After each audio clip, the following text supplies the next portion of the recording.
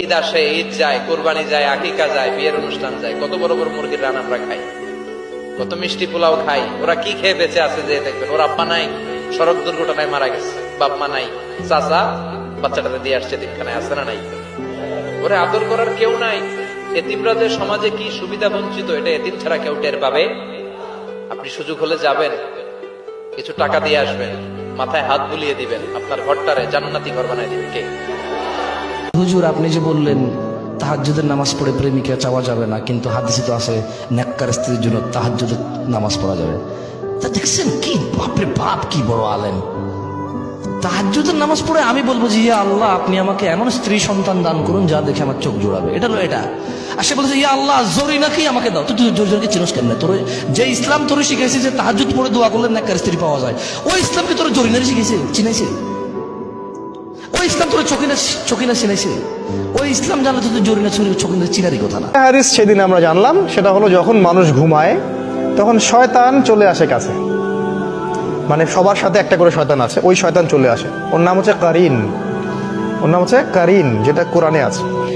সে এসে এই যে আমাদের গর্দান আছে, এই গর্দানের মধ্যে তিনটা গিট দেয় এবং প্রতিটা গিটের সাথে সে বলে তোমার সামনে দীর্ঘ রাত তুমি ঘুমাও, তোমার সামনে দীর্ঘ রাত তুমি ঘুমাও, তোমার সামনে দীর্ঘ রাত তুমি ঘুমাও, আরামে ঘুমাও। রাসূল সাল্লাল্লাহু আলাইহি ওয়াসাল্লাম বলছেন যখন বান্দা যদি ফজরের আজান শুনে উঠে যায় তাহলে একটা গিট খুলে যায়, যদি সে ওযু করে তাহলে আরো একটা গিট খুলে যায়, আর যদি সে জামায়াতে এসে সালাত আদায় করে তাহলে তিনটা গিটই খুলে যায়। আর যদি এই তিনটা কাজ আমরা না করি, সকাল 8টা 9টা 10টায় উঠি, তাহলে তিনটা গিট নিয়েই সকাল করবে সে। তাহলে চিন্তা করেন তার সারা দিনটা কেমন যাবে। একজন পাপীকে আল্লাহ সারা জীবনের গুনাহ মাফ করে দিয়েছেন শুধু ঘুমের ঘরে একবার আল্লাহ নামটা ডাকার কারণে। আরেকটু জোরে। হাসরের ময়দানে একজন বান্দাকে আল্লাহ জান্নাত দান করবেন শুধু সে ঘুমের ভিতরে আল্লাহ বলে ডেকেছিল। তো ফেরেশতা জিজ্ঞেস করবে ইয়া রাব্বে কারীম, সে তো যে আমলটার কারণে তুমি তাকে জান্নাত দিচ্ছ, এত গুনার উপর ভারী করে যে নেক আমলটাকে বানিয়েছো তুমি, আল্লাহ সেই আমলটা হচ্ছে তোমার নাম ডেকেছে, আর তোমার নামটা তো সে স্বইচ্ছায় ডাকেনি, ঘুমের মধ্যে ডেকেছে, ঘুমের মধ্যে ডেকেছে, ঘুমের ঘরে ডেকেছে। রব বলে যেভাবেই ডাকো নাম তো আমারটাই ডেকেছে, যেভাবে ডাকুক নাম তো আমারটাই ডেকেছে, নাম তো আমারটাই ডেকেছে, আর আমি তার ওই নামটা টাকাকে কবুল করেছি। ও ফেরেশতা, এক পাল্লায় সেই নামটার ওজন রাখো, আরেক পাল্লা তার সারা জীবনের গুনাহকে রাখো। সেই দিন হাসরের ময়দানে ওই একটা নাম ডাকাটাই বাড়ি হয়ে যাবে। সুবহানাল্লাহ। আমরা নিজের চোখে নিজের বড় মনে করি, এরকম ডাকাইত আছে না নাই? নিজেরাই নিজে মনে করে কত বড় সাহেব, লাট সাহেব।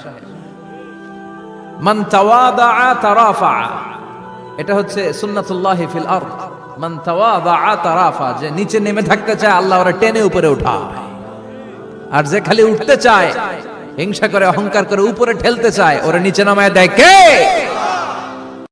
আল্লাহ পাক বলেছেন, শোনেন, আল্লাহ পাক বলেছেন কিয়ামতের মাঠে আল্লাহ পাক বলবেন, নিজেই বলবেন যে আইনা মুতাহাবুনা লিজালালি, আমার ইজ্জতের জন্য যারা পরস্পরকে ভালোবাসতো এরা কোথায়? আল্লাহ পাক ঘোষণা করবেন কোথায় তারা, যারা আমার জন্য পরস্পরকে ভালোবাসতো। আল্লাহ বলবেন আলিয়াউমা, আজকে, আজিল্লুহুম, আমি ওদেরকে ছায়া দিব, ফি জিল্লি, আমার আরশের ছায়ায়। বলেন সুবহানাল্লাহ। ইয়াউমা লা জিল্লা ইল্লা জিল্লি, যেদিন আমার এই আরশের ছায়া ছাড়া অন্য কোনো ছায়া থাকবে না। মানে কিয়ামতের মাঠে আল্লাহর আরশের ছায়ায় ছায়া পাবে কারা? যারা পরস্পরকে আল্লাহর জন্য ভালোবাসতো। এই যে আমরা এখানে আছি, আমরা কি একে অপরকে আল্লাহর জন্য ভালোবাসি না? আমি কি আপনাদেরকে চিনি? আপনারা কি আমাকে চিনেন? এই যে আপনারা আলেমুন আমাদেরকে ভালোবাসেন, ইসলামকে ভালোবাসেন, কিসের জন্য বাসেন? আল্লাহর জন্য। এই আল্লাহর জন্য যারা পরস্পরকে মহব্বত করে, আল্লাহ পাক তাদেরকে আরশের ছায়ায় ছায়া দিবেন।